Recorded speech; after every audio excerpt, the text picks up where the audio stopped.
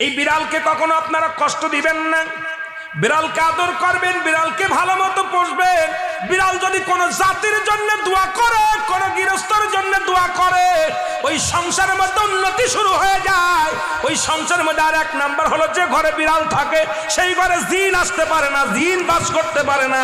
আর একটা ঘোষণা শুনে নেন, নবীজি বলে গেছেন, যে ঘরের মধ্যে বিড়াল ছানা বাস করে ওই ঘরের মধ্যে জিন জাতি প্রবেশ করতে পারে না। তাহলে ছোট ছোট মাসুম বাচ্চাগুলো যে ঘরের মধ্যে থাকে, মুসলমান অনেক সময় জিনের আশ্রয় পড়ে যায়, অনেক সময় জিনে আসর করে, ওই ঘরের মধ্যে জিনে আসর করে। যে ঘরের মধ্যে বিড়ালকে আদর করে বিড়াল থাকে, ওই ঘরের মধ্যে বিলাই বিড়াল বিড়াল বিলাই বিলাই, এইটা যার ঘরের মধ্যে আছে এই ঘরের মধ্যে দুষ্ট জিনেরা আসতে পারে না। জোরে জোরে চিল্লায় বলা যাবে না মারহাবা।